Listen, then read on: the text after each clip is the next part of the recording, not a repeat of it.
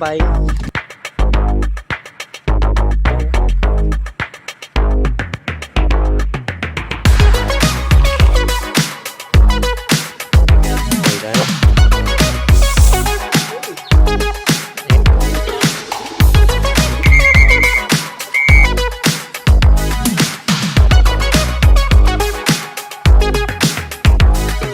Yo, welcome back mga kalapatids. Nandito tayo ngayon sa aking bagong loft. Ayan, matagal tayong tumigil sa pagbablog dahil nga naglipat kami ng aming bahay na lilipatan. Ngayon ay wala tayong ma-vlog. Naggawa pa ako pati ako ng ating bagong loft. Ayan. Ayan aking bagong loft ngayon. Ayun, nakikita yung kalapate dyan, ay binuviewing ko pa lang. Ayan o. Silipin natin. Ayan mga kalapatids, oh. Yan ang ating bagong ginawang loft.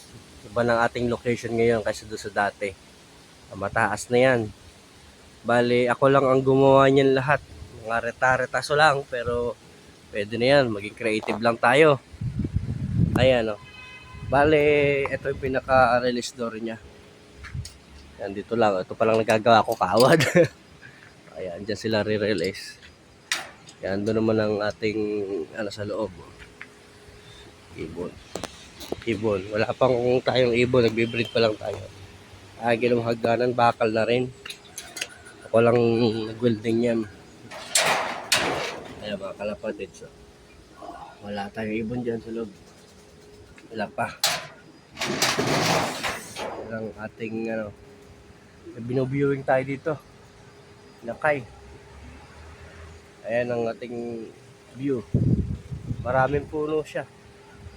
Medyo hirap ang ibon dito dahil maraming puno, mataas. Ayan o. Bali, yan ang aking flyers loft ngayon. Sana ay maganda ang pawian dito sa loft na to. Maraming salamat sa inyo sa mga nag-antay ng aking upload. Ayan ang ating bagong loft ngayon.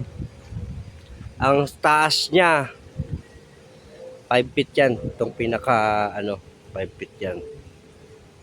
Maraming salamat sa inyo mga kalapatids. Pasok